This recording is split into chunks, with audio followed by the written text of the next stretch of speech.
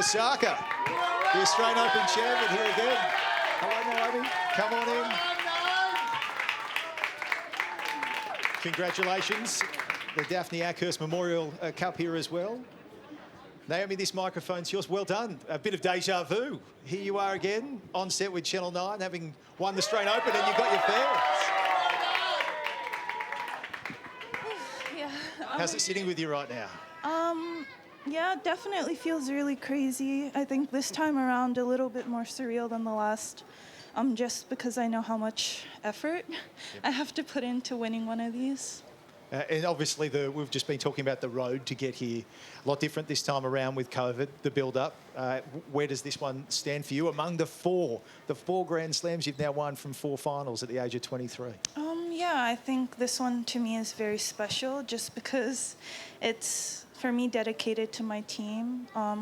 They're the ones that sort of see everything that I do. They're the ones that put in work with me, so yeah. Talk about within this match, because it was close early. You had a lead, then she came back and had the break point at 4-all. You separated from her there. You won the next 6 games. How did that match turn to your favor at that point? Oh, I actually didn't know that stat, but okay, here we go. I'm not really sure. For me, I just knew that I was nervous. I wasn't going to play my best tennis, but I wanted to show her that I was going to fight for every point, and hopefully that would put pressure on her, and I think it did. Of course, I was lucky because it was her first final, her first slam final, but for sure I'm going to see her in many more. Now, you were 5-3 down against Garbiñe Muguruza in the third set, a couple of match points down as well. You were able to turn that around, play some of your best tennis. Did that turn your tournament around as well? Extra confidence, extra calmness and composure? Yeah, I think it definitely did. For me, I feel like in every match I have a couple opportunities, and in the match against Muguruza, for some reason my opportunities were the match points. And it really got my brain thinking, like, just keep fighting until the last point, and we never know what's going to happen, and somehow I'm here. So. You talked about how you were nervous. This is your 4th time in a final. And how do you compare the nerves in this one to the first one that you played? I think for me, this one, I was really nervous because I wanted it very badly. Every match that I played on Rod Laver, I would tap my name because I wanted to see a 2021 under the 2019. So definitely, it was just a battle of holding my composure. You talk about those nerves, Naomi. The big stage, you're 7 titles now, 4 of them are Grand Slams. When you get through to a quarterfinal at a Grand Slam, you go on to win it. Why do you like the big stage so much? Why do you thrive on it? I think it's because I didn't really play tournaments when I was little, so whenever I had the chance to play a tournament, I would want to do well, and I'd want people to watch me play, so obviously it carried on into my professional career. Now, you've won 2 Australian Opens, 2 US Opens. Is there any extra focus now on the French in Wimbledon to try and win one of those next? Yes, I think definitely. For me, I feel like there's no reason why I shouldn't do well on those tournaments. I think it's a matter of being comfortable, and hopefully as I play more matches on those surfaces, I'll get better. Well, if you get to the final, you seem to know what to do, because you're 4 for 4 in finals, and that puts you in really elite company. You're only the 3rd person in the Open era of all the great champions in tennis in the Open era to win their first 4 finals. Roger Federer, Monica Seles, and you. What does that feel like to join that company? You're clutch is what I'm saying. Yeah, that's another stat I did not know, but very happy to hear that. Thank you. Full of them. Yeah, very happy to hear that, and hopefully I will get as close to their career as I can. But you talked about in your press conference about how it just made sense for you. You want to win these matches so much that you just you lift your game in the finals, and it's obvious, but it's hard to do for many players. It's hard to do for me when I was a younger player. Is that something, again, it's just a byproduct of not having played many tournaments and wanting so badly to capitalize on those moments? Yeah, I think definitely that could be a reason why, but I also think it's because my mind knows that I'm playing against the other best player in the tournament, and I can't afford, to give in a little bit because they want it as bad as I do, so. And you hear some of your supporters out there loving every moment of what they're hearing from you tonight.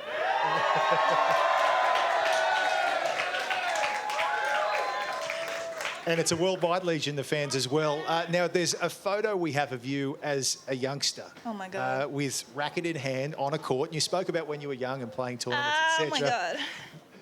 What were the ambitions for tennis at this stage for young Naomi?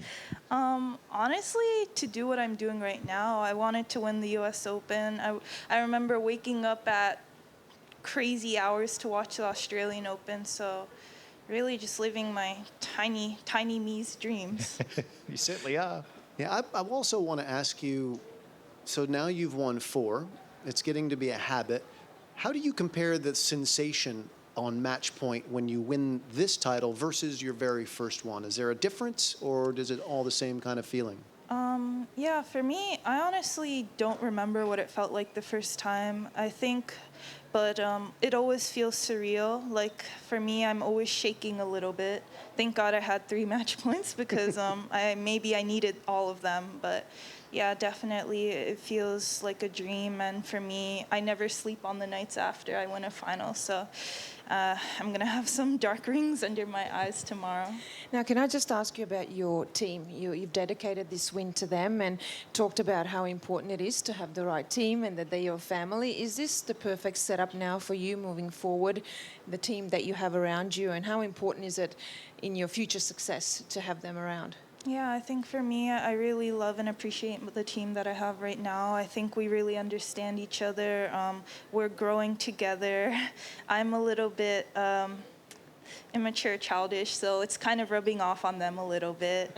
They're not as, I would say for me, I feel like it's just nice that we all feel like a family. We talk about our problems, our stresses, and we just leave everything that we have on the tennis court. No stresses tonight, though. We've got some vision we showed earlier, too, of the champagne corks popping. Oh, my God. Backstage, and this is...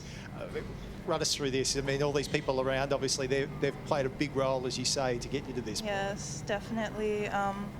For me, it's just so enjoyable to be around them all the time, and I know they're really happy, so it definitely is something exciting and a precious memory we all share. What's going on with this camera? We saw you bring it over to Wim Fissette, your coach. He's holding it again here. What are you shooting this video with? I'm documenting my memories. For yourself or for the rest of the world? It depends on how you see it. Okay.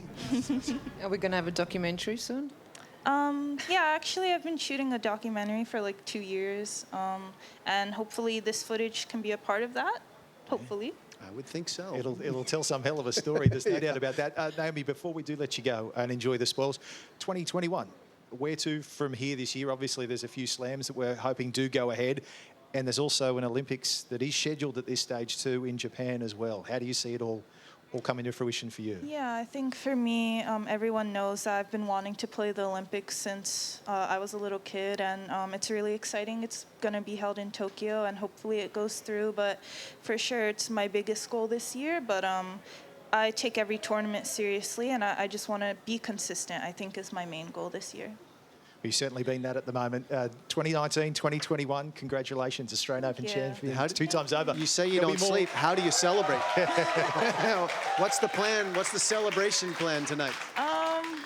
Honestly, I watch anime a lot, so probably going to watch some anime. Japanese or Greek tonight? Oh, woof.